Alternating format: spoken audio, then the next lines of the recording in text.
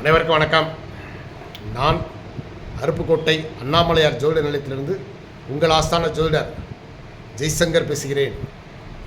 இன்றைக்கி என்ன பார்க்க போகிறோம் அப்படின்னா, திருமண பொருத்தம் பார்க்குறது மாதிரி தாம்பத்திய பொருத்தம் அதையும் நம்ம திருமண பொருத்தத்தில் பார்க்கணுங்க. கண்டிப்பாக பார்க்க வேண்டியது தாம்பத்திய பொருத்தம் எப்படி இருக்குது அப்படிங்கிறத நம்ம பார்க்கணும். பார்த்ததுக்கப்புறம் தான் அந்த ஜோடிகளை நாம் இணைக்கணும். சரிங்களா? எல்லா பொருத்தமும் இருக்குது, ஆனால் இந்த ஒரு பொருத்தம் இல்லைன்னா நீங்கள் அந்த ஆணையும் பெண்ணையும் திருமண பந்தத்தில் இணைக்கக்கூடாது.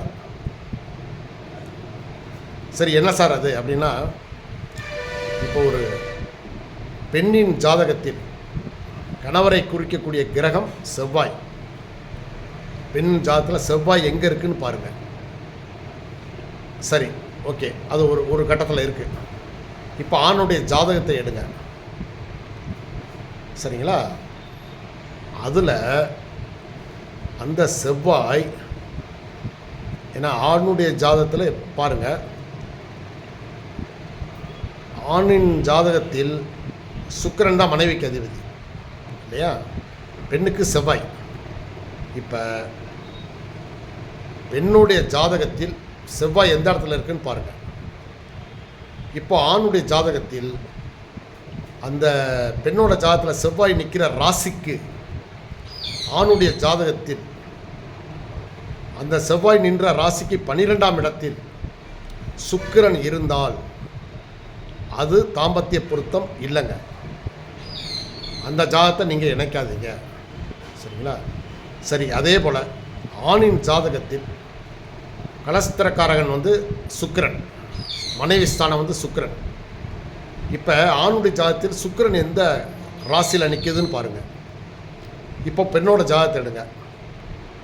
ஆணின் ராசியில் சுக்கிரன் நின்ற ராசிக்கு 12ஆம் இடத்தில் செவ்வாய்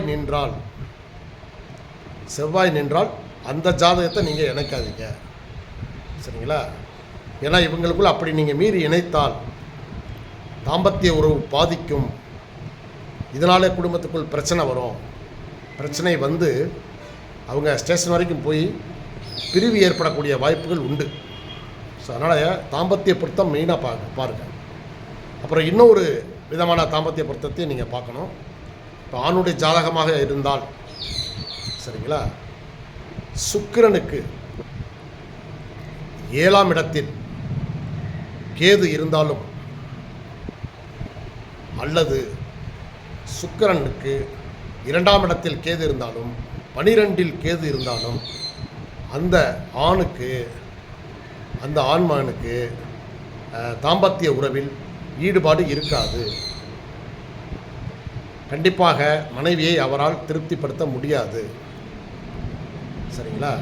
ஸோ இதனாலேயே அவங்களுக்குள்ள பிரச்சனை வர வாய்ப்புண்டு. அதே போல் பெண்ணுடைய ஜாதகத்தில்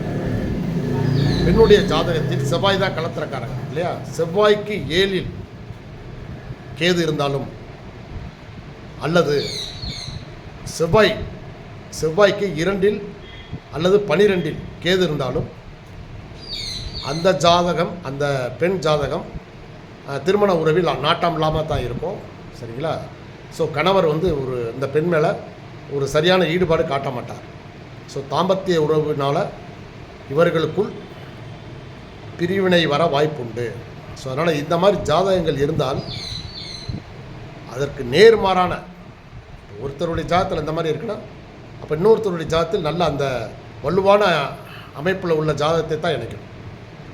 அப்போ அப்படி இருந்தால் மிக சிறப்பான வாழ்க்கை, சிறப்பான தாம்பத்திய வாழ்க்கை அவங்க வாழ்வாங்க. வாழ்க்கை முழுவதும் இன்பகரமாக போய்கிட்டு இருக்கும். சரிங்களா? அதனால் தாம்பத்திய பொருத்தம் மெயினாக பார்த்து தான் நீங்கள் திருமணம் முடிக்கணும். சரியா?